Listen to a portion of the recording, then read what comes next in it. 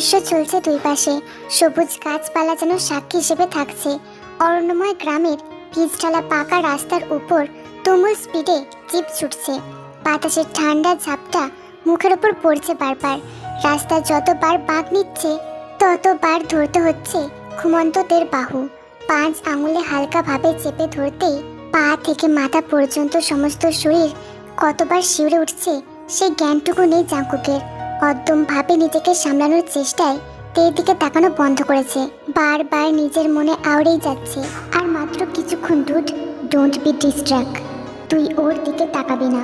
Jungkook সত্যি আর তাকালো না। চোখের উপর সানগ্লাস এঁটে নিজেকে আরো শক্ত করে নিল। রিসর্টের সরু মেটো পথটা দেখতে পেয়ে হাঁপ ছেড়ে বাঁচল। জিপটা সেই দিকে ছুটতেই 5 মিনিটের ভিতরে রিসর্টের সামনে এসে থামলো। মাইক্রো গাড়িটা খালি পড়ে আছে, তার মানে সবাই এতক্ষণে ঘোরাঘুরি শুরু করে দিয়েছে। জাঙ্কুক এবার তেয়ের দিকে মুখ ফিরিয়ে তাকালো। ঘুমন্ত তেকে জাগাতে গিয়ে উচ্চ শব্দ করলো না, চুপচাপ ওর মুখটার দিকে ধীরে সুস্থে এগিয়ে গেল।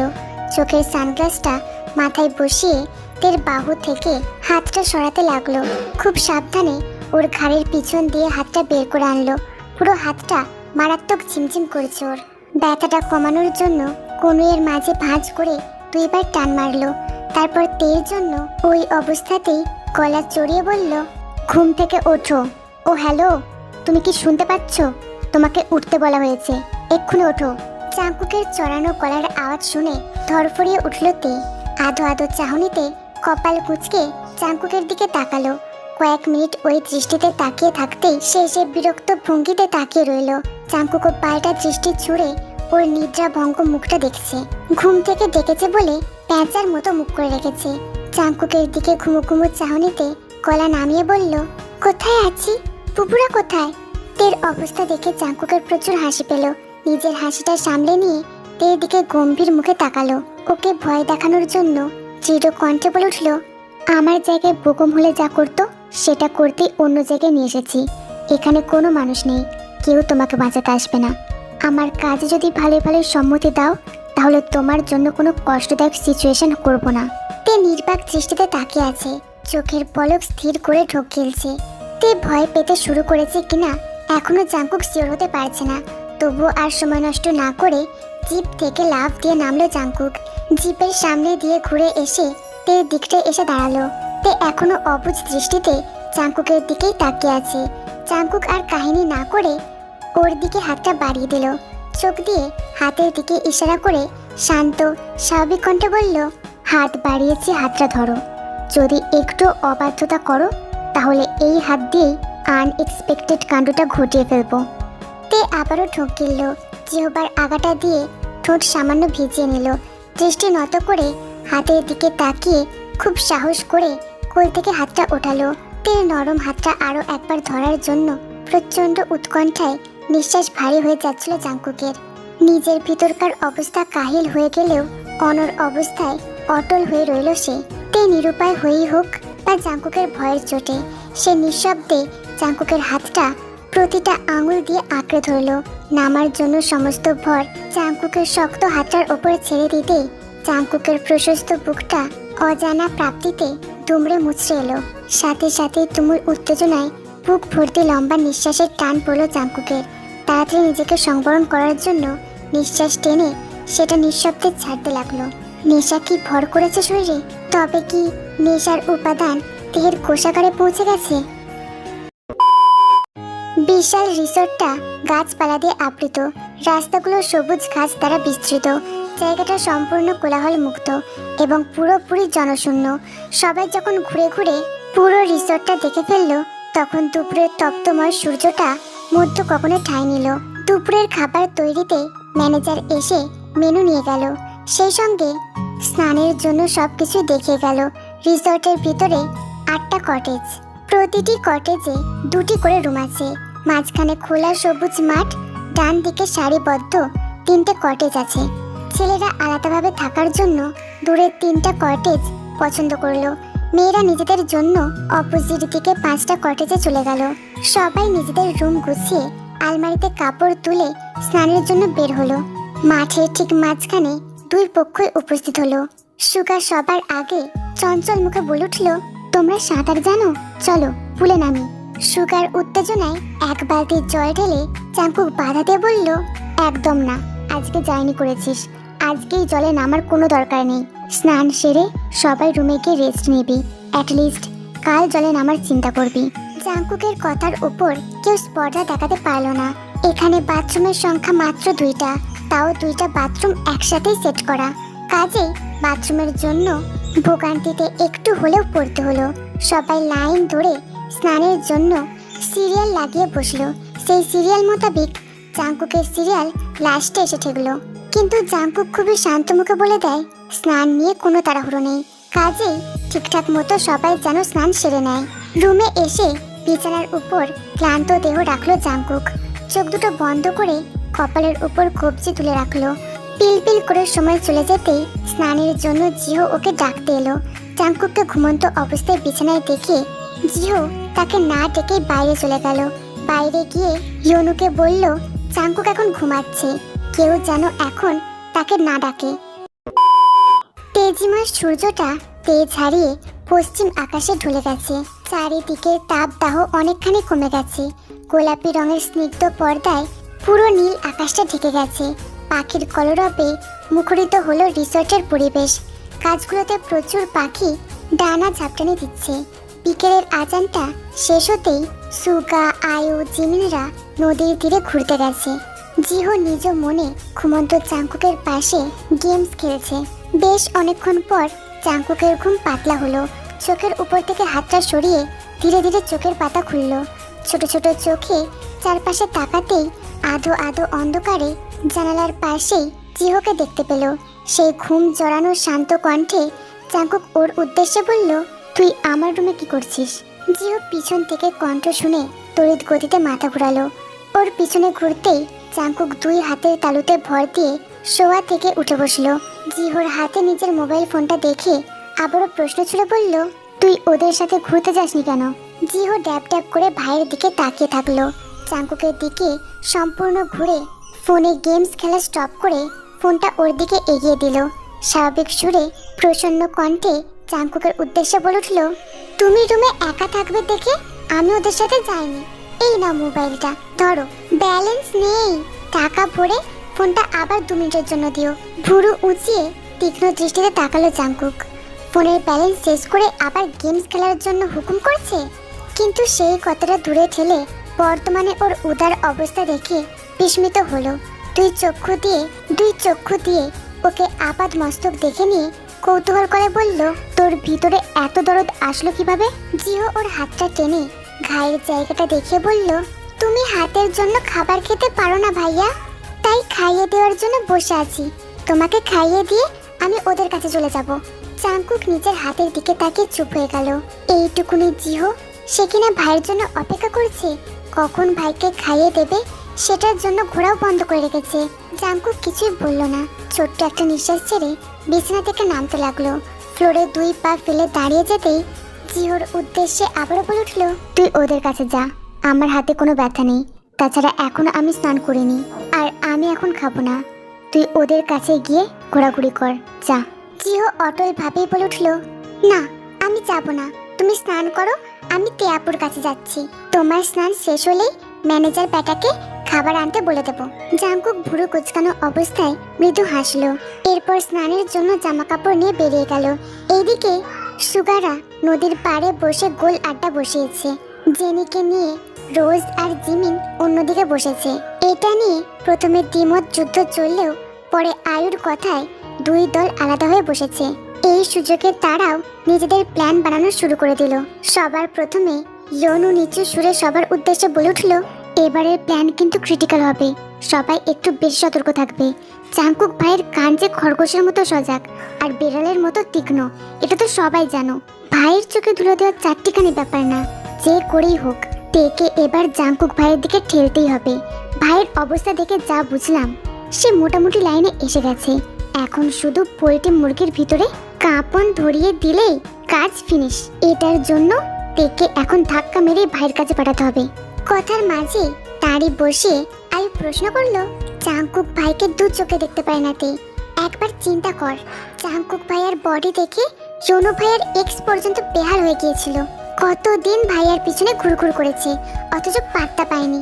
আর এইদিকে সামনাসামনি ওপেন চেষ্টা দেখার পরেও এর মধ্যে ফিলিংস আসেনি। আয়ুর কথার যুক্তি টেনে সুবিন খুব সিরিয়াস ভঙ্গিতে বলে উঠল, মেয়েদের পটানোর জন্য লুচ্চা মার্কা কাণ্ড করতে হইব। আমি খালি আশ্চর্য হই, এই শালা জাংকুক এত ভদ্র সাইজে আছে কেন? শালা তো এক নাম্বারের খাচ্চর। আড্ডায় থাকলে তো কি দুষ্ট মার্কা কথা বলতো, লজ্জায় আমি নিজেই উইটা যেতাম। ওই বান্দা সুন্দরী মেয়ে দেখা একেবারে সাধু সাইজা গেছে, এগুলা ভাবতেও বুকে ব্যথা করতেছে ভাই। সুবিনের কথায় চিন্তিত ভঙ্গিতে মাথা নাড়ল সুগা। অন্যমনস্ক সুরে ভাবুক স্টাইলে বলল, জাংকুক তো ভাই চরম অসভ্য, কিন্তু ওই রকম উগ্র অসভ্যতামি করে না। তবে এখানে যে রূপটা দেখেছি সেটা আসলেই মানা যায় না। ও কি ট্রাম কার্ড ফেললো নাকি? আমি তো আসলে বুঝতে পারছি না জাংকুককে এটা চালাকি করছে নাকি সিরিয়াসলি, সেটা ধরা বোঝার বাইরে। কোনো সুযোগেই সেটা টের পাওয়া যাবে না। তোরা এখানে কি চুলের প্ল্যান করতে বসছিস? জাংকুক কি করছে কি করবে এগুলো ভেবে আমাদের কি কাজ? মেন পয়েন্টে এসে এবার প্ল্যান বানা শালা। আমার প্লাস্টিকের জুতো যদি তোর মেন পয়েন্টে মারি, জানোস তো কি হইব? একেবারে গলা কাটা মুরগির মতো কাঁপাতে থাকবি শালা। ইউনুর সাথে সাথেই বাম ভুরু উঁচু করে তীক্ষ্ণ সুরে বলল, বল দিয়া ক্রিকেটের স্ট্যাম্প ফেলাইতে পারে না হ্যাবলাকান্ত, আইসে আমার মেন পয়েন্টের টার্গেট শেখাইতে। এসব এখন বাদ দিয়ে যেটা করতে এসছি সেটা কর। জাংকুক ভাইয়ের হিসেবটা ধর, ওর ক্যালকুলেশন মেলা। সুবিন আবারও চোট উঠলে সুগা ওকে থামতে বলে স্বাভাবিক সুরে বলে উঠল, আজকের দিনটা ড্রপ যাক আপাতত, ও একটু অ্যাডজাস্ট করুক। কাল দুপুর থেকে কাহিনী শুরু করলে সেটাই বেস্ট হবে। আমার মাথায় সলিড বুদ্ধি এসেছে, রাতে সবার সাথে মিটিংয়ে বসবো। ঠিক 11টার দিকে আমার কটেজের ভিতরে চলে আসবি, ঠিক আছে? এরপর যিশু বলে উঠল, তোমাদের কাছে একটা রিকোয়েস্ট আছে, ভাইয়ার কাছে জেনির ব্যাপারটা জানতে দিও না। ভাইয়া জানলে কোনো ভুলভাল কাহিনী ঘটাতে পারে। আপাতত এটা স্কিপ করো। আর জিমিন আপুদের বলে দাও তারা যেন ভাইয়ার কাছে গোপন রাখে। সবাই একসঙ্গে মাথা দুলিয়ে হ্যাঁ জানালো। এরপর অন্য ব্যাপার নিয়ে আলোচনা চলতে থাকলো। এদিকে জিমিন করার সুরে জেনিকে শালীনতা বুঝিয়ে দিয়েছে, কিভাবে 3টে দিন সবার সাথে ভালোভাবে কাটাবে অক্ষরে অক্ষরে শিখিয়ে দিয়েছে। সেলিনা ওকে যা যা আবল তাবল বুঝেছে সবকিছু মাথা থেকে ঝেড়ে ফেলার চেষ্টা করেছে, কিন্তু মনে মনে জেনি খুবই বিরক্ত হচ্ছে। এসব অহেতুক কথা শোনার চাইতে কটেজে ফিরে শুতে ইচ্ছে করছে। জিমিনের কথায় প্রচন্ড অধৈর্য হয়ে শেষমেশ জেনি অভিনয় করে বলল, বুবু আমার মাথা টলছে, আমি একটু ঘুমাতে যাই, তোমরা ওদের সাথে আড্ডা দিতে থাকো, আমি কটেজে ফিরে যাই। ওখানে কেউ তো আছে, তাই চিন্তা করতে এসো না, আমি গেলাম। হ্যাঁ। জিমিনের কোনো উত্তর না শুনে ছুট লাগালো জেনি। ওর কটেজটা রোজের সাথে দ্বিতীয় রুমটায় ফিক্সড করা হয়েছে। জেনি সেইখানে পৌঁছাতেই আবার শয়তানি বুদ্ধির জন্য ছেলেদের কটেজের দিকে তাকালো। ফাজলামি করার জন্য দাঁত বের করে হাসি দিতেই পা টিপে টিপে ছেলেদের কটেজের দিকে গেল। ইচ্ছে করে সবার রুমে উঁকি মেরে জাংকুকের কটেজ খুঁজতে লাগলো, কিন্তু প্রথম কটেজের প্রথম রুমে যে জাংকুক ছিল সেটা একটু ধরতে পারলো না জেনি। শেষ দিক থেকে চেক দিতে দিতে জাংকুকের কটেজে চলে আসলো। ওর রুমের দিকে উঁকি দিতেই অন্ধকার আবিষ্কার করলো। রুমে যেটুকু আলো দেখা যাচ্ছিল সেটুকু অবশ্য স্পষ্ট দেখার জন্য যথেষ্ট ছিল না। তাছাড়া সূর্যের আলো পশ্চিমে ঢলে পড়েছে, তাই চারিদিকটা অন্ধকারে আচ্ছন্ন। জেনি জাংকুককে একাকী দেখার জন্য মিটিমিটি হাসি দিয়ে কোমরের কাছে 2 হাত রেখে ভিতরে পা রাখলো। অন্ধকার রুমে আরেকটু ঢুকে চারিদিকে সরু চোখে দেখতে লাগলো, কিন্তু তখনই পিছন থেকে রুমের দরজাটা আটকানোর শব্দ হলো। জেনি চমকে গিয়ে যেই না পিছন ঘুরে তাকালো, ততক্ষণে ও অন্ধকার রুমে বন্দি হয়ে গেল। বিকট চিৎকার দিয়ে এমন অন্ধকারে ভয় পেয়ে হাউমাউ করে কাঁদতে লাগলো জেনি। রিসর্টের রুমগুলো এত শক্ত ও মজবুত, সেখান থেকে একটা আওয়াজও অপর প্রান্তে গেল না। দরজা থাপড়াতে থাপড়াতে জেনি আরো চিল্লিয়ে কাঁদতে থাকলো। ওই মুহূর্তে দরজার বাইরে জাংকুক দাঁড়িয়েছিল, পকেটে 2 হাত গুজে নিষ্ঠুর ভঙ্গিতে প্রতিটা চিৎকার শুনতে লাগলো। কিছুক্ষণ খুব দৃষ্টিতে তাকিয়ে ঘাড়টা ডানে আর বামে ধীরে ধীরে কাত করলো। সেদিন এভাবেই একটা মেয়েকে রুমে আটকে দিয়েছিল। এভাবেই ওই মেয়েটাও দরজা খোলার জন্য অনুনয় করছিল। বারবার জঘন্য স্পর্শের কবলে পড়ে নিজেকে অসহায় ভাবছিল। প্রতিটা অশ্রু ফোঁটা ঝরঝর করে 2 গাল বেয়ে ভিজে যাচ্ছিল। সে ছাড়া পেয়ে নিস্তেজ শরীর নিয়ে সত্যিটা গোপন করে ফেলল। সেই জঘন্য সত্যি যা কিনা আপন দাদা ভাইও জানতে পারলো না। নিজের নারীর ছেঁড়া মায়েরও দুই কানে শোনার যোগ্য হলো না। আজ ঠিক একইভাবে মুখ্য অপরাধীকে শাস্তি দেওয়া হচ্ছে, কিছুটা অন্য কায়দায়, কিছুটা অন্য ভঙ্গিতে। আর সেই দৃশ্যের মতো আজ কিছুটা স্থান চেঞ্জ হয়েছে। সেদিন জেনি বাইরে দাঁড়িয়ে উপভোগ করছিল, আজ সেই জায়গায় জাঙ্কুক তৃপ্তির শ্বাস টানছে। বোপমের কাছ থেকে প্রতিটা স্বীকারোক্তি পুনরায় স্মরণ করছে। সেই দগ্ধ পীড়িত বুকের যন্ত্রণাটা আজও বেকুব স্পিডেই চলছে। আজ জেনির জায়গায় অন্য কোনো ছেলে হলে ব্রেনে দুটো বুলেট ঢুকিয়ে একদম নির্ঘাত করে দিত। এখনো হিসেব বাকি আছে। জাঙ্কুকের ভাষ্য মতে আর একটা হিসেব নেওয়া এখনো বাকি। জেনির চিৎকার রুমের ভিতরে বিভীষিকা হয়ে উঠল। সন্ধ্যার আঁচটা আরো গাঢ় হয়ে অন্ধকার হয়ে গেল। চিৎকার করতে করতে গলা শুকিয়ে কাশতে লাগলো জেনি। বেগতিক মাত্রায় কাশতে কাশতে দুই হাতে গাল ধরে ধপ করে ফ্লোরে বসে পড়ল। রুম এতটাই অন্ধকার ছিল যে সেখানে এক ফোঁটাও আলো নেই। এইদিকে ঘন্টা খানিক চিল্লিয়েও কোনো লাভ হয়নি। জেনি বিবশ অবস্থায় হাঁপাতে হাঁপাতে ফ্লোরে মাথা লুটিয়ে ফেলল। চোখের পাতা বন্ধ করে সমস্ত দেহ ফ্লোরে ছেড়ে দিল। কানের মধ্যে ভোঁবো শব্দ শুনতে পেলেও শরীর একেবারে শূন্য অনুভব করলো। এরপর কিছুই মনে নেই ওর। সন্ধ্যার আধার নামতেই নির্জন রিসোর্টটা আরো নিস্তেজ হয়ে উঠল। প্রতিটা কটেজের বাইরে লাইট জ্বললেও ভুতুড়ে পরিবেশ লাগছিল। চারপাশ ঘিরে এত গাছপালা ছিল যেগুলো রাতের অন্ধকারে ভয় দেখানোর জন্য যথেষ্ট। বিশাল লম্বা লম্বা গাছগুলো কেমন ঝুঁকে আছে কটেজের দিকে। মাথা তুলে লম্বা গাছগুলোর দিকে তাকালে ভয়ে কাজ ছমছম করে উঠবে। সন্ধ্যায় সবাই মোবাইলের ফ্ল্যাশ জ্বালিয়ে রিসর্টে ফিরে আসলো। সবাই নিজেদের কটেজে ফিরে গেলেও আশ্চর্য ব্যাপার ঘটল ছেলেদের কটেজে। সুগা জাঙ্কুককে দেখতে এসে ওর রুমটা বাইরে থেকে লাগানো দেখে। ও কিছুটা উদ্বিগ্ন হয়ে গেলে হঠাৎ পাশ থেকে সুবিন জিজ্ঞাসা সুরে বলে উঠল, কি হলো, ভুরু কোচকালি কেন, কিছু কি হয়েছে? সুবিনের প্রশ্ন শুনে নিরুত্তর চেয়ে রইল সুগা। এদিকে ওর চুপটি দেখে সুবিনের মনেও খটকা লাগতে শুরু করলো। ও কিছু জিজ্ঞেস করবে তার আগে সুগা চিন্তিত সুরে বলে উঠল, জাঙ্কুক যদি কিছু লুকাতে শুরু করে তাহলে কিন্তু খাপলা। দরজা লাগানো দেখে আমার মনটা কেমন সাইরেন দিয়ে উঠলো। আচ্ছা চল তো, এদিকে একটু কাজ আছে। সুগা তর্জনী তুলে তের রুমের দিকে ইশারা করলো। সুবিন ওর ইশারা মোতাবেক ওর পিছু পিছু কটেজের দিকে পা বাড়ালো। তে রুমটার কাছে এসে দরজা বন্ধ দেখে দুজনেই বাইরে থেকে নক করলো। তে তখন বিছানায় শুয়ে বুকের নিচে বালিশ রেখে উপন্যাস পড়ছিল। সেই মনোযোগটা ভঙ্গ করে দিলে তে বইটা বন্ধ করে বিছানা থেকে নামলো। ছোট্ট সুরে আসুন বললে সুগা আর সুবিন দরজা ঠেলে ঢুকলো। সুগা একটা হাসি দিয়ে শান্ত চিত্তে থেকে জিজ্ঞেস করলো, তুমি তো কটেজের বাইরে যাওনি তাই না? জাঙ্কুককে কি দেখেছো? ও কোথায় গিয়েছে জানো? দুটো প্রশ্ন শুনে তে না সূচক মাথা নাড়িয়ে দিল। ওর উত্তর দেখে সুগা আরো চিন্তিত হয়ে উঠল। জাঙ্কুক রিসর্টের বাইরে গেলে জিপ নিয়ে বেরোবে, আশেপাশে থাকলে ওকে দেখা যাবে, কিন্তু ও যেহেতু এখানেও নেই তার মানে কোথায় আছে? সুগা অন্যমনস্ক হয়ে আর কোনো প্রশ্ন করলো না দেখে একটা সৌজন্যমূলক হাসি দিয়ে সেখান থেকে বেরিয়ে পড়লো। সুবিনও বেশ উদ্বিগ্ন হয়ে কোমরে দুই হাত রেখে আশেপাশে তাকাতে লাগলো। সবাই নিজ নিজ রুমে আছে। জিহো ইয়নুর রুমে ফোনে গেমস খেলছে। তে নিজের রুমে শুয়ে উপন্যাস পড়ছে। জাঙ্কুক নিশ্চয়ই কিছু একটা করে হাওয়া হয়ে গেছে। সুগার চিন্তিত মুখটা দেখে সুবিন কৌতূহল সামলাতে না পেরে বলে ওঠে, আচ্ছা তুই এত কি নিয়ে চিন্তা করেছিস সেটা তো বলবি ক্লিয়ারলি। জাঙ্কুক যদি খাপলামি করেই থাকে এতে তোর চিন্তা করার কি কারণ? এবার সুগা পূর্ণ দৃষ্টিতে সুবিনের দিকে তাকালো। বিরক্তি মুখে ওর দিকে শক্ত মেজাজে বলে উঠল, রিসর্টের কোথাও জেনিকে দেখতে পাচ্ছি না। সুবিন প্রশ্নটা শুনে চরম বিস্ময়ের সঙ্গে সঙ্গে চতুর্দিকে দৃষ্টি দিল। কাউকে খোঁজার চেষ্টা করতেই জেনির কটেজের দিকে দৃষ্টি থামলো।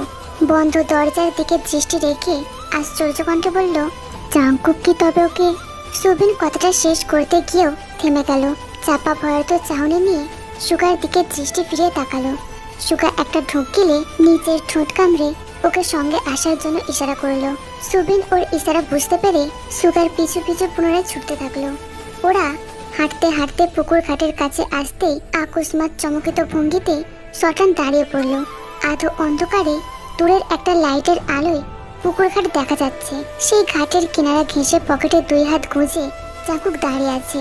ওরা জাঙ্কুকের পিছন দিকে দাঁড়িয়ে আছে, তাই জাঙ্কুক ওদেরকে দেখতে পায়নি। চুপচাপ পা চালিয়ে জাঙ্কুকের ডানে সুগা আর বামে সুবিন এসে দাঁড়ালো। দুজনেই জাঙ্কুকের দিকে দৃষ্টি দিয়ে দেখলো জাঙ্কুক পুকুরের জলের দিকে তাকিয়ে আছে। ওরা দুজনে এসে দাঁড়িয়ে আছে, সেটা একদমই গ্রাহ্য করেনি জাঙ্কুক। নীরবতার প্রহর চলতে থাকলে সুগা নীরবতা ছিন্ন করে বলে উঠল, দোস্ত তোর কি হয়েছে? বাতাসের শোঁ ঠান্ডা হাওয়ার আওয়াজ ছাড়া অন্য কোনো উত্তর এলো না। সুগা উত্তরের জন্য তখনও জাঙ্কুকের দিকে তাকিয়ে আছে। সুবিন তাগদা দেওয়ার জন্য মুখ খুলবে অমনি জাঙ্কুক অটল অবস্থায় শান্ত ভঙ্গিতে বলল, রুমে বন্দি। জাঙ্কুকের উত্তর শুনে কিছুক্ষণ হতভম্ব দৃষ্টিতে তাকিয়ে রইল দুজনে। পরক্ষণে সুগা কৌতূহলের জোরে তীব্র উৎকণ্ঠায় বলল, তুই কি পাগল হয়েছিস? ওরা যদি জানতে পারে তাহলে কি অঘটন হবে জানিস? তুই কেন কাজ করলি জাঙ্কুক? জেনির কি দোষ ছিল? জাঙ্কুক এবার তিরিক্ষি দৃষ্টিতে সুগার দিকে তাকালো। পকেটে 2 হাত গোজা অবস্থায় ওর দিকে সম্পূর্ণ ঘুরে দাঁড়ালো। সুগা স্থিরভাবে ওর অবস্থা বোঝার চেষ্টা করলো। সুবিন ওর পিছন থেকে জাঙ্কুকের কাঁধে হাত রেখে শান্ত সুরে ঘটনার ব্যাপার জানতে চাইলো। জাঙ্কুক ওদের দুজনের উদ্দেশ্যে ঠান্ডা মস্তিষ্কে জবাব দিল, কি করেছি, কেন করেছি, কি কারণে করেছি, এসব উত্তর এই মুহূর্তে দেওয়ার প্রয়োজন বোধ করছি না। তোরা আমাকে আপাতত 3টে দিনের জন্য একদম ছেড়ে দে। এই 3 দিনের ভিতরে কি করব, কেন করব, কিচ্ছু জিজ্ঞেস করতে যাবি না। আমার রাস্তায় ফুল সাজাতে গিয়ে ফুলের কাঁটা ফেলে দিস না। নিশ্চয়ই এই জন জাঙ্কুক গাধামি করার পার্সোনালিটি রাখে না। স্বাভাবিক থাক। জাঙ্কুকের কাছ থেকে অপ্রত্যাশিত উত্তর পেয়ে চুপ হয়ে গেল দুজনে। ওদের সামনে দিয়ে দ্রুত পায়ে পুকুর ঘাট থেকে রিসর্টের অন্য দিকে ফিরল জাঙ্কুক। সুগা আর সুবিন নিঃশব্দ ভঙ্গিতে কটেজের দিকে যেতেই রুম বন্দি কথাটা মনে পড়ল। সদবিদ ফিরে পাওয়ার মতো চেতনা হলে দুজনেই নিজেদের দিকে বড় বড় চোখে তাকালো। একসঙ্গে দুজন ঢোক গিলতেই শঙ্কা মুখে জাঙ্কুকের বদ্ধ দরজার দিকে তাকালো। অমনি ঝড়ের বেগে দৌড় লাগালো দুজনে। তড়িঘড়ি করে দরজাটা খুলতেই সুবিন প্রচন্ড অস্থির হয়ে গেল। দোস্ত, ওই জেনে যেন ঠিক থাকে, নাইলে কপালে বাঁশ আছে। তাড়াতাড়ি মোবাইলের ফ্ল্যাশ জ্বাল। সুগা তড়িঘড়ি করে মোবাইলটা বের করে ফ্ল্যাশ অন করলো। রুমের ভিতরে আলো ফেলতেই হঠাৎ ফ্লোরের উপর বেহুশ অবস্থায় জেনিকে দেখতে পেল। দ্রুত দুজনে রুমের ভিতরে ঢুকে জেনিকে ধরে ধরে বাইরে নিয়ে গেল। এরপর গলা চড়িয়ে সবাইকে ডাকলো। সুগার গলার আওয়াজ পেয়ে সবগুলো কটেজ থেকে ছুটে এলো। জিমিন রোজ দে দ্রুত রুম থেকে বেরিয়ে মাঠের প্রাঙ্গণটুকু পেরিয়ে ছেলেদের কটেজে উপস্থিত হলো। জাঙ্কুকের কটেজের যে পরিষ্কার সেই জায়গাটুকু ছিল সেখানে জেনিকে বসিয়ে ওর মুখে জল ছেটে দিতে লাগলো। জিমিন ছুটে এসে অস্থির হয়ে তাড়াতাড়ি জেনির পাশে বসলো। জেনির মাথাটা কাঁধে নিয়ে বারবার ওর গাল ধরে ডাকতে লাগলো, কিন্তু জেনি কোনোভাবেই উঠল না। জেনির এমন অবস্থা দেখে সবার আত্মা শুকিয়ে যেতে লাগলো। তে দৌড়ে গিয়ে হাতের বই ফেলে জেনির পায়ের কাছে ঠান্ডা তালুতে হাত দিয়ে ঘষে দিতে লাগলো। রোজ ওর মুখের উপর অনবরত জলের ছিটা দিতে লাগলো। জেনির কোনো হেলদোল না দেখে সুবিন ডাক্তার ডাকার জন্য মাইক্রো নিয়ে বের হলো। আয়ু, আইরিন, জিসু সবাই আশ্চর্য হয়ে গেলেও জেনি কিভাবে জাঙ্কুকের রুমে আটকা পড়েছে ওরা কিছুতেই বুঝতে পারছে না। ইয়নু পিছন থেকে আয়ুর কানের কাছে মুখ এনে বলল, জাঙ্কুক ভাইকে গাড়িতে যে ব্যাপারটা ঘটেছিল সেটা নিয়ে রিভেঞ্জ নিল। আয়ু কণ্ঠ আরো নিচু করে সাবধানে ইয়নুর উদ্দেশ্যে বলল, ভাইয়াকে সেই ঘটনা তো বলাই হয়নি। ইয়নু কান খাড়া করে উত্তরটা শুনে আয়ুর পিছন থেকে সরে এলো। সিঁড়ির কাছে গিয়ে তের পাশে বসে জিমিনের দিকে প্রশ্ন করলো, জেনি কি ভাইয়ার সাথে দেখা করতে এসেছিল? ও কিভাবে রুমের ভিতরে আটকা পড়লো জিমিন? ইয়নুর যুক্তিপূর্ণ কথা শুনে জিমিন শঙ্কিত ভাবটা চিন্তার দুয়ারে কড়া নাড়ল। জেনির মাথায় হাত বুলিয়ে দিতে উদ্বিগ্ন কণ্ঠে বলে উঠল, ও তো ঘুমানোর জন্য চলে এসেছিল। এরপর কি হয়েছে জানি না, কিন্তু আমরা যখন চলে এলাম তখন জেনিকে সেখানে পেলাম না। ফিরে এসে দেখলাম তে নিজের রুমে উপন্যাস পড়ছে, আর কেউ জেনিকে কটেজে আসতে দেখেইনি। এখন কিভাবে জাঙ্কুক ভাইয়ার রুমে আসলো আমি কিছুই জানি না। এদিকে ইয়নুর অযথা জেরা দেখে তাকে লাথি মারতে ইচ্ছে করছে সুগার।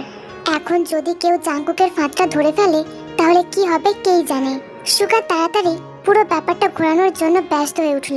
ছটফট ভঙ্গিতে তাড়াহুড়ো কণ্ঠে বলল, আমি ভুল করেছি। আসলে রুমের ভিতরে জেনি ছিল, সেটা আমি জানতাম না। দরজা খোলা ছিল বলে বাইরে থেকে লাগিয়ে দিয়েছিলাম, কিন্তু ভিতরে যে জেনি আটকা পড়বে কে জানতো। I am so sorry guys, আমি সত্যি বুঝতে পারিনি জেনির এরকম অবস্থা হবে। আমি সত্যি দুঃখিত। সুগা সম্পূর্ণ মিথ্যা কথা বলে জাঙ্কুকের ঝামেলাটা নিজের কাঁধে নিয়ে নিল। এই ব্যাপারটা দেখে সুবিন শুধু চুপ করে তাকিয়ে রইল। এখন কিছু বলার মানেই বিপদ, আর জাঙ্কুকের কাহিনী জানতে পারলে মহা সাংঘাতিক বিপদ। জিমিন ওর কথা শুনে ক্রুদ্ধ ভঙ্গিতে মুখ নামিয়ে নিল। কেন মুখটা রাগে ভস্ম হলো সেটা শুধু সুগার কাছে গোচর হলো। এইদিকে আর দেরি না করে সবাই মিলে জেনিকে ধরাধরি করে কটেজের রুমে নিয়ে গিয়ে তাকে শুইয়ে দিল। ডাক্তার এসে চেক করে বলল ভয় থেকে জ্ঞান হারিয়েছে, খুব শীঘ্রই সেন্স চলে আসবে। কেউ আর জেনির রুমে ভিড় করলো না। সবাইকে নিজেদের রুমে যেতে বলে শুধু তে জেনির পাশে রয়ে গেল। জেনির কপালে হাত বুলিয়ে দিতে দিতেই সময়ের কাঁটা রাত 8টায় এসে পৌঁছালো। প্রায় 1.5 ঘন্টা পর জেনি ধীরে ধীরে চোখ খুললে তে ওর মুখের দিকে কিছুটা ঝুঁকে বলল, বুবু খারাপ লাগছে, চোখ খুলো বুবু, চোখ বন্ধ করো না। তে কথাটুকু বলতেই গ্লাস এনে বিছানায় এসে বসলো। বালিশ থেকে জেনির মাথাটা একটু তুলে অন্য হাতে গ্লাস এগিয়ে ঠোঁটের কাছে গ্লাসটা ঠেকালো। জেনি খুবই দুর্বল ভঙ্গিতে 2 ঢোক জল গিলে আবার বালিশে মাথা রাখলো। দুর্বল মাখা কণ্ঠে আস্তে ধীরে বলল, আমি কোথায় আছি রে তে? তে গ্লাসের জলটুকু নিজের আঁচলের শেষ প্রান্তে ঢেলে শাড়ির আঁচলটা একটু ভিজে নিল। হালকা একটু নিংড়ে নিয়ে জেনির গালে কপালে কানে বুলিয়ে দিতে দিতে বলল, তোমাকে কটেজের রুমে শোয়ানো হয়েছে বুবু, তুমি ওই দিকটায় কেন গিয়েছিলে? জেনি প্রচন্ড আরাম বোধে চোখ বন্ধ করে রইল। তের ছোট্ট সেবায় আলতো ঠান্ডা স্পর্শ পেয়ে বেশ শান্তি পাচ্ছিল। কপালে তের হাতটার উপর নিজের শক্তিহীন হাতটা রাখতেই তে একটু ধাক্কা খেলো যেন। ঠিক তখনই জেনি আলতো একটা ঢোক গিলে চোখ বন্ধ অবস্থায় বলল, আমি রুমে ঢুকেছিলাম, ওখানে কেউ ছিল না, রুম অন্ধকার ছিল। আমি রুমের ভিতরে ঢুকলে কে জানি বাইরে থেকে ইচ্ছে করে দরজাটা লাগিয়ে দিল। কত চিৎকার করলাম, দরজা ধাক্কালাম, লাইটের সুইচ খুঁজে ইচ্ছে মতো টিপলাম, কিন্তু কিচ্ছু হলো না, কিচ্ছু হলো না। জেনি আড়ষ্ট কণ্ঠে কথা বলতে বলতে চুপ হয়ে গেল। ভিতর থেকে লম্বা একটা নিঃশ্বাস টেনে সশব্দে ছেড়ে দিল। চোখ বন্ধ করা অবস্থায় দুর্বল শরীরে শক্ত কণ্ঠে বলল, এখন এই রুম থেকে চলে যা, আমি একাই ঘুমাতে পারবো। যখন তোকে আর সবাইকে ডেকেছি তখন তোর আসতে পারিসনি। এখন তোদের দেখানো সেবার আমার দরকার নেই। আর শোন, যাওয়ার আগে দরজাটা টেনে দিয়ে যাবি। কথাটা বলতেই তের দিকে পিঠ করে ডান পাশ হয়ে শুয়ে রইল। তে কথার বিপরীতে সব সময়ের মতো চুপ করে বিছানা থেকে উঠে দাঁড়ালো। টেবিল থেকে জগ নিয়ে খালি বোতলে জল ভরে সেটা ওর মাথার কাছে রেখে দিল। রাতে যদি কারেন্ট না থাকে, তাই সে চিন্তা করে একটা মোমবাতি আর দেশলাইয়ের প্যাকেট টেবিলের উপর রেখে দিল। তে দরজা টানার আগে আরেকবার সরল কণ্ঠে বলল, কিছু দরকার হলে ডাক দিও বুবু, আমি তোমার পাশের কটেজে আছি। আর রোজ বুবু তোমার বাম পাশের রুমে আছে, আমি গেলাম। জেনি আরেকবার ওকে তাড়া দিয়ে রুষ্ট কণ্ঠে বলল, কাহিনী করতে হবে না, বেরিয়ে যা। তে ছোট্ট একটা নিঃশ্বাস ছেড়ে দরজা ভালো মতো টেনে দিল। কটেজের 3 ধাপ সিঁড়ি ধরে নামার সময় আকাশের দিকে তাকালো।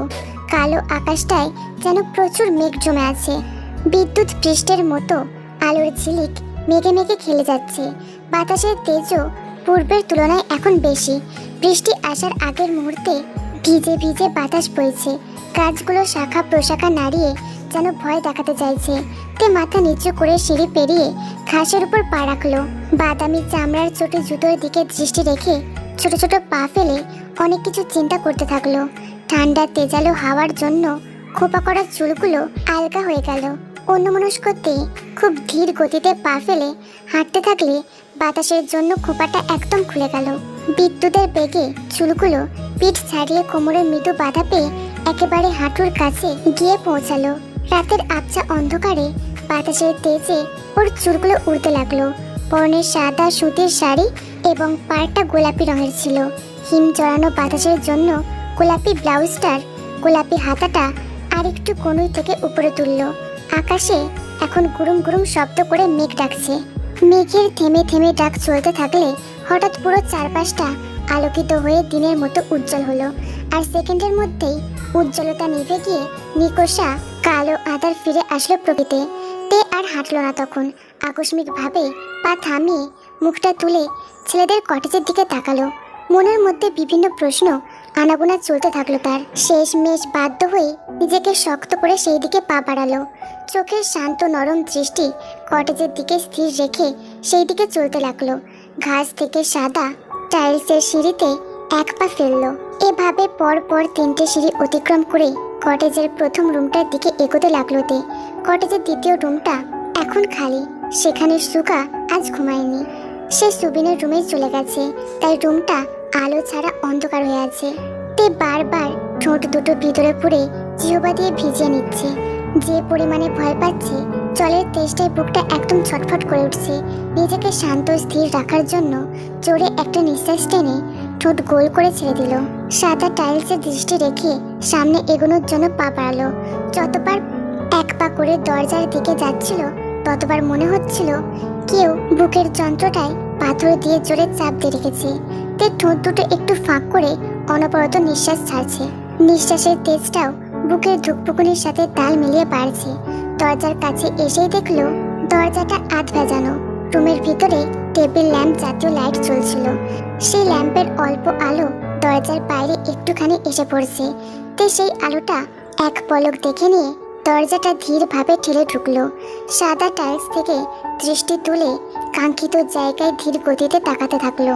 জাংকুক তখন চেয়ারে বসে টেবিলে কি যেন একটা করছিল। তে দৃষ্টি তুলে জাংকুকের উন্মুক্ত পিঠ, পেশিবহুল হাত, মুখের ডান পাশটা একটুখানি দেখতে পাচ্ছিল। টেবিলের উপরে ডান হাতটা তুমুল স্পিডে চলছে জাংকুকের। তে ওর দিকে আরেকটু ভালোভাবে খেয়াল করতে দেখতে পেল জাংকুকের হাতে একটা লাল পেন্সিল, আর সেই পেন্সিল দিয়ে সাদা কাগজের উপর মনোযোগের সাথে কি যেন লিখছে। তে কিভাবে ব্যাপারটা হ্যান্ডেল করবে সেটাই চিন্তা করতে থাকলো। রুমের দুই পাশে বড় দুটো জানলা দিয়ে শোঁ করে পর্দা উড়িয়ে বাতাস আসছিল। সেই সঙ্গে মেঘের গর্জন যেন আরো বেগ বাড়িয়ে দিচ্ছে। হঠাৎ আকস্মিকভাবে বিদ্যুৎ পৃষ্ঠের বজ্রধ্বনি হলে অস্ফুট শব্দে শিউরে উঠল তে। খট করে ডান হাতের পেন্সিলটা থেমে গেল জাংকুকের। দু কানের কর্ণপথে যে শব্দটা আসলো তাতে আর চিন্তা না করে তৎক্ষণাৎ পিছু ফিরে তাকালো। টেবিল ল্যাম্পের আলোয় দরজার মুখে যে বালিকা ভয়ে জুবুতুবু হয়ে দাঁড়িয়েছিল তাকে দেখে জাংকুক ভুরু কুঁচকাল। তে ওর বিরক্তি ভরা মুখটা দেখে সঙ্গে সঙ্গে দৃষ্টি নামিয়ে বলল, জরুরি কথা ছিল। কথাটুকু শুনতেই ভুরু দুটো স্বাভাবিক করে পা ভুরুটা উপরে তুলল জাংকুক। ওর দিকে তীক্ষ্ণ দৃষ্টিতে তাকিয়ে থাকতেই হাতের পেন্সিলটা টেবিলের উপরে রাখলো। চেয়ার থেকে উঠে দাঁড়াতেই পাল্টা প্রশ্ন করে বলল, কি দরকার এখানে? তে ভীতু চাহনি দিয়ে আর একবার জাংকুকের মুখটা দেখে নিল। এরপর নিচু গলায় নত মুখে বলল, আপনি জেনে বুবুকে কেন রুমে আটকে দিয়েছিলেন? যদি বুবুর কিছু হয়ে যেত সেটার দায় কি আপনি নিতেন?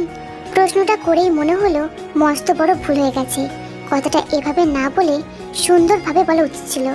লোকটা যদি রাগের মাথায় ওকেও রুমে আটকে দেয়, তবে জেনিকে কেন রুমে আটকে দিয়েছিল এই প্রশ্ন করাটা এখন খুব জরুরি ছিল। আর সবার সামনে প্রশ্ন করলে নিজেকেই বিপাকে পড়তে হতো। এসব চিন্তায় মশগুল হতেই জাংকুক তখন পা এগিয়ে তের দিকে আসতে থাকলো। তে ফ্লোরের দিকে জাংকুকের লম্বা ছায়াটা দেখে ভয়ে চুপসে যেতে লাগলো। বুকে আবারও সেই ধুকপুকুনিটা হচ্ছে। ঠোঁট দুটো সরু ফাঁক করে একটার পর একটা লম্বা নিঃশ্বাস ছাড়ছে। কি হবে এখন? সত্যি কি রেগে গেল? নিঃশ্বাসের গতি আরো বৃদ্ধি পাচ্ছে ওর। ছায়াটা কাছে আস্তে আস্তে একেবারে ওর শরীরের উপরে পড়লো। যেই ভয়টা এতক্ষণ ছিল না, সেই ভয়ের জন্য এখন আচমকা পিছতে লাগলো তে। কিন্তু পিছনের অবস্থা না দেখে না বুঝে পিছতে থাকলে তৎক্ষণাৎ ধরাস করে দরজার সাথে ধাক্কা খেলো। ওই মুহূর্তেই দরজাটা ভুলবশত চাপিয়ে ফেললো ও। ওর মন বলছে এই মুহূর্তে খুব বোকার মতো কাজ করেছে ও, যার দরুন এখন সমস্ত শরীর একদম মাথা থেকে পা পর্যন্ত মৃদু ভঙ্গিতে কাঁপছে। সেই কম্পমান মাথাটা কোনো মতে পিছনে ঘুরিয়ে দরজাটার দিকে তাকালো। দরজা সম্পূর্ণ পুরোপুরি লেগে গেছে এখন। একটু ফাঁকি দেবার উপায় নেই যেন। জাংকুক আরো দু পা এগিয়ে ওর সামনে এসে বলল, আমার রুমে আসার আগে চিন্তা করা উচিত ছিল। আমি তো চরম লেভেলের অসভ্য। এখন তুমি দরজাটাও বন্ধ করে দিয়েছো। এই মুহূর্তে যদি উল্টো পাল্টা কোনো কাহিনী করি তাহলে তোমার কি অবস্থা হবে বুঝতে পারছো? বড় করে ঢোক গেলে তে ভয়ার্ত দৃষ্টিতে তাকালো। ভিতরে ভিতরে কুকড়ে গেলেও জেনির কথা চিন্তা করে সাহস জুগিয়ে বলল, আপনি আপনি বুবুকে রুমে আটকে দিয়েছিলেন কেন? জাংকুক ওর কথা শুনে ঠোঁটের কোণে হাসি টানলো। সেই হাসির আভাসে বাঁ ভুরুটা উঁচু করে তাচ্ছিল্য সুরে বলল, আচ্ছা তোমার বুবুকে আমি আটকাতে যাব কেন? তের প্রচুর রাগ লাগছিল কথাটা শুনে, তবু সেই রাগের চেয়ে এখন ভয়ের মাত্রাটাই বেশি। চাঙ্কুকের দিকে তাকিয়ে থাকতেই ওর হাসি হাসি চোখ দুটো থেকে চট করে দৃষ্টি নামিয়ে ফেললো তে। তের ব্যাপারটা দেখে প্রচন্ড মজা পেলেও মুখের হাসির আভাস ফোটালো না। তে তার দুই হাত পিছনে নিয়ে দরজা খোলার জন্য চেষ্টা করছে, কিন্তু নব অনেকটাই উপরে থাকতে হাত সেখানে পৌঁছাচ্ছে না। বাইরে আরেকবার বাজ পড়লে তৎক্ষণাৎ বিকট শব্দ হলো। সেই শব্দের জন্য চমকে উঠতেই তের ভিতরের অবস্থা টালমাটাল হচ্ছিল। চাঙ্কুক প্রসন্ন মেজাজে শান্ত নয়নে তের মুখটার দিকে তাকিয়ে আছে। মনের বিরুদ্ধেই ওর দিকে আরো এগিয়ে গিয়ে কয়েক ইঞ্চি দূরত্ব রেখে দাঁড়ালো সে।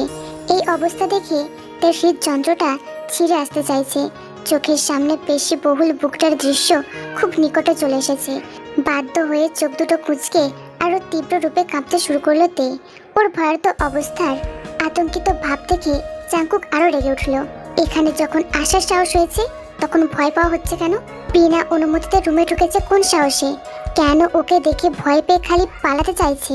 সব প্রশ্নের গুটি পাকিয়ে চাঙ্কুক বোগমের বিবৃতিগুলো মান সপাটে চিন্তা করতে থাকলো। সেদিন বোগম যেভাবে যেই জায়গায় বেহায়ার মতো স্পর্শ করেছিল, চাঙ্কুকও সূক্ষ্ম রাগ নিয়ে ওর দিকে হাত বাড়িয়ে দিল। কাঁধের দিকটা স্পর্শ করার উদ্দেশ্যে ধপ করে দরজার উপরে হাত রাখলো। তে আর এক দফায় শিউরে উঠে মাথাটা সেই দিকে ঘুরিয়ে দরজার উপর চাঙ্কুকের হাতটা দেখলো। ঘন করে ঢোক গেলে চাঙ্কুকের দিকে আতঙ্ক দৃষ্টিতে তাকালো। চাঙ্কুকের অবস্থা দেখে শান্ত মেজাজে বলল, তোমার বোন নিজের কটেজে না ঢুকে আমার কটেজে এসেছিল। প্রথম বাক্য শেষ করতেই চট করে তের কাঁধে হাত রাখলো চাঙ্কুক। তে মাথা নিচু করে চোখ দুটো খিচ মেরে উঠলো। তখন চাঙ্কুক বর্তমানে ওকে বোকা বানানোর যে খেলাটা খেলছিল সেটা অবশ্যই ওর অভিনয় দেখে কেউ ধরতে পারবে না। জাঙ্কুক এবার অ্যাটিটিউড দেখিয়ে কমকমে সুরে বলে উঠলো, ওকে আমার রুমে একা দেখে মারাত্মক শান্তি লেগেছিল। কথাটা শেষ করতেই তে চমকিত ভঙ্গিতে চোখ খুলে তাকালো। চাঙ্কুক ওর বিস্ময় ভরা সরল মুখটার দিকে তাকিয়ে কাঁধ থেকে হাতটা সরিয়ে সেটা ওর খোলা চুলের উপর রেখে শান্ত ভঙ্গিতে বোলাতে লাগলো। তে এক দৃষ্টিতে তাকিয়ে আছে জাঙ্কুকের দিকে। বিস্ময়ের ভাব এখনো কাটেনি। জেনেকে একা পেয়ে কিছু করেছে কিনা সেই তুচ্ছ চিন্তা মাথায় আনতেও কষ্ট হচ্ছে ওর। তের অমন স্থির চাহনি দেখে চাঙ্কুক ওর থুতনিটা আরেকটু উপরে তুলে দিল। ওর দিকে নিজের মুখটা আরেকটু নামিয়ে নিচু স্বরে বলল, শাড়িতে ওকে বলিউডের শিল্পা শেট্টির মতো লাগছিল।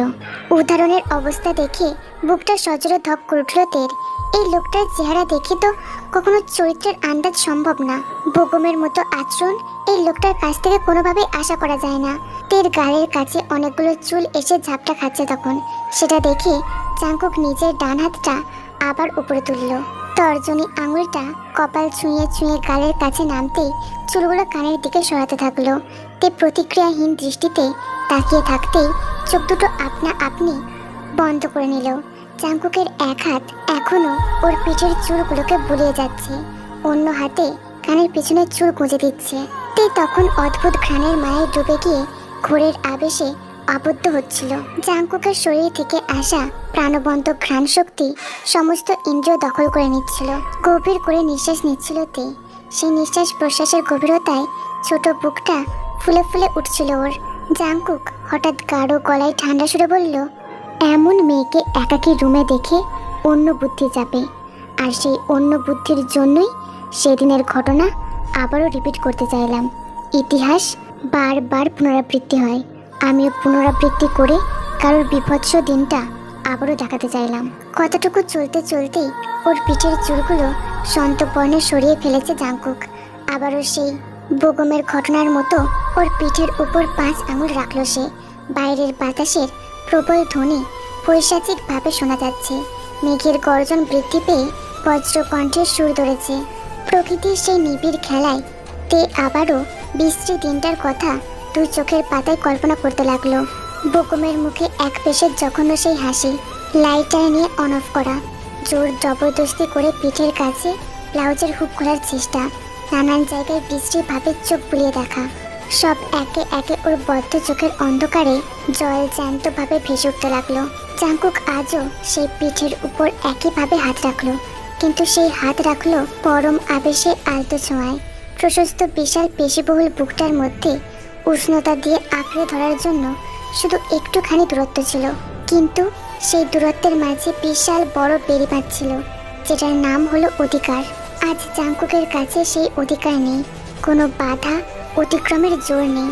জাংকুক নিজেকে চূড়ান্ত সীমায় নিয়ন্ত্রণ রেখে আবারও তের বদ্ধ চোখের দিকে তাকিয়ে বলল, ওই অন্ধকার গোয়াল ঘরটায় কেউ বাজে স্পর্শ পেয়ে হাউমাউ করে কাঁদছিল, ছাড়া পাওয়ার জন্য চেষ্টা করেছিল প্রচুর, ছোটাছুটি করাও বাদ দেয়নি, কিন্তু আফসোস কেউ যে তাকে উদ্ধার করতে আসেনি।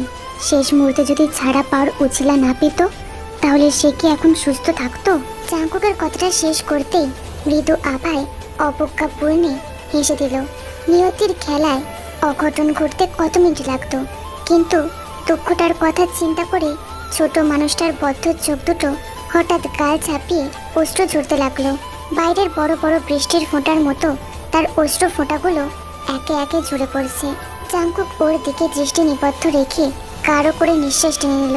পিঠ থেকে হাত সরিয়ে ওর ছোট্ট কোমল মুখটা দুই হাতের তালুতে নিজের মুখটার দিকে উঁচু করে ধরল। নিচু কণ্ঠে আবারও বলে উঠল, কিম তেয়ং, তোমার কান্না দেখার জন্য যে ব্যক্তি বাইরে দাঁড়িয়ে সেদিন কুকর্ম করছিল, আজ তাকে ভিতরে ঢুকে কান্নার একছত্র মূল্য বুঝিয়ে দিয়েছে।